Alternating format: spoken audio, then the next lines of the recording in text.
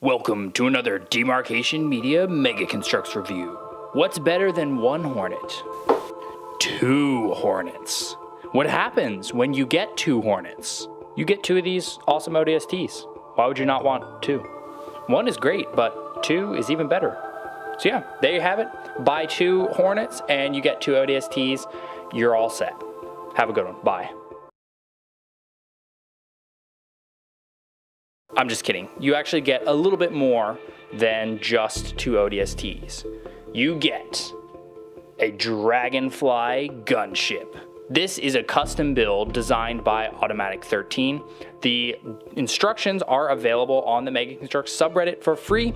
And what I'm going to be doing today is talking you through the build process a little bit and then taking a look at the final product, kind of looking at what it does right, where its flaws and like fragile sections are, and how to load it up with figures.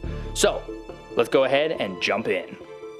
The instructions are made with photos, which means you have to pay close attention, and this is a custom build, so you have to pay even closer attention. Custom builds tend to have building techniques beyond what Mega perhaps would do themselves.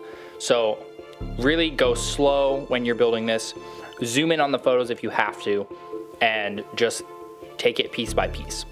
Now, the section that I got stuck on, and when I say stuck, I got like really hung up on this, the engines. But the simple way around this is the engines are just the same assembly as on the normal Hornet. The only difference is that these sections underneath, where you can see this piece connecting, that peg section, you just need to not put that on. So this piece right here, this gray one, that's just not gonna go on there because that's not how these engines are attached. So when you get to that part, you can reference the original Hornet's instructions, or this is not a Hornet. You can reference the Hornet's instructions as a quick way to get around the confusion there. The end result is, get out of here, Hornet, is pretty sizable, and it's also got a few fragile sections. So if you want to lift this up, you really have to kind of grab it from the front or the bottom, because the entirety of the top section is quite fragile. The thrusters here, the thruster, I guess, wings, are attached by two studs each, which means it doesn't take much to knock them off if you're not careful. These side guns are also attached on by only a few studs. And these can be a little confusing as well because it'll bump if you don't put it in the right spot. So you kind of have to put it a bit forward. You can't, well, actually, never mind. You can put it there. I must have been building it wrong. Well, yeah, actually, this one's bumping. I don't know why. This one won't stick down all the way. Thus, I moved it forward.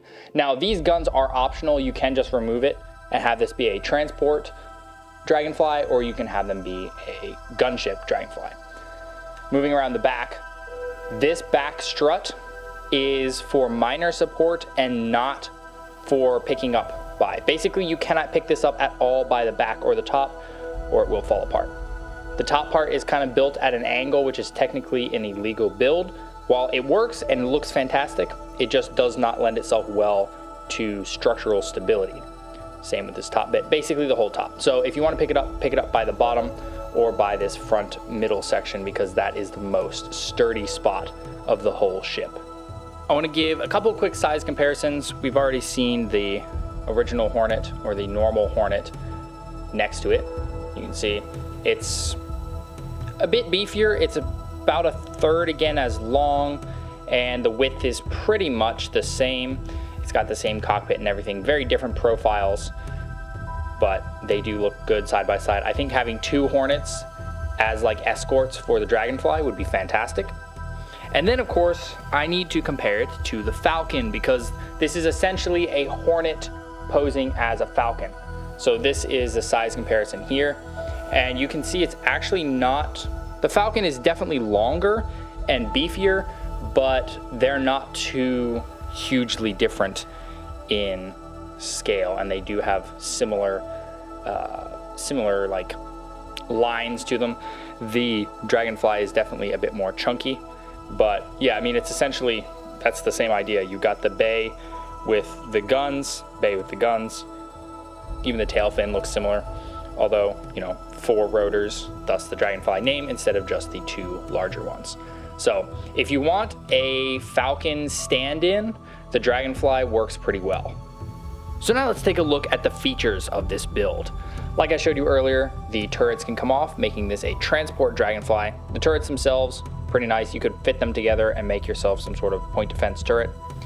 The cockpit opens and you can fit a figure inside. There's a little bit of blue behind him. The console is a bit far away from him, but that's fine. And then we rotate around the side. There is the troop bay, and there are turrets here, reminiscent of the Falcon's turrets. So let's grab ourselves an ODST. And you basically have to have this guy holding onto the gun to be able to actually stay in his seat. So we're gonna pop him like this. And then if we can just get him to hold even one, like that. Now, obviously I could pose him a bit better, but there he is in the seat, and you can rotate the gun back and forth. Doesn't really go up and down that much, but you can do like this. However, point him down too much, it looks like he's flying out. There's also a handle over here. Now, it's rather difficult to get under these wings because they do not really move at all. The Falcon actually has the same problem, but you can just rip the wings off basically, like pretty easily, to be honest, and then, you know, go from there. But yeah, you can do this. He can be kind of sitting there. There is actually one of the consoles in the bay there, so that I guess the troopers can see the status of where they're going to be dropped or whatever. You have that turret on each side, so you could probably fit at least 4 troopers on here, maybe 5, and then of course you've got the one piloting. There are landing skids. These can rotate a bit, but not really like out of the way. You can kind of do that. It looks like it's hopping up off the ground. But I do like the way these are designed because they're not actually flush. Like, they don't sit flush on the ground. They're a bit angled, which is cool. And then here you can see the tail and the slope. Nothing much you can do back here, but it does have some nice shaping. And these could be angled a bit. I don't recommend you mess with them because, again, the top part is rather fragile. But yeah, in terms of like transporting a squad in, you could do that pretty easily, and they can look pretty good while they're coming in and ready to just obliterate anything in their path, because these miniguns look pretty mean. I would not want to be on the receiving end of those things. Well, there you have it. That is the Dragonfly by AtoMatic13. Despite the fragile sections, I do think this is well worth the build. It looks really nice next to the normal Hornet build. It also, like I said, works great as a stand-in for a Falcon if you don't have a Falcon. You can load up yourself a little squad of guys to drop them in behind enemy lines or evac them, because I feel like this could be easily modified to look like some sort of search and rescue vehicle, or heck, if you slap some white and red on it, you can make it look like some sort of a medic vehicle. And the build was quite clever. I like the shaping, especially on the front here. That's just really nice.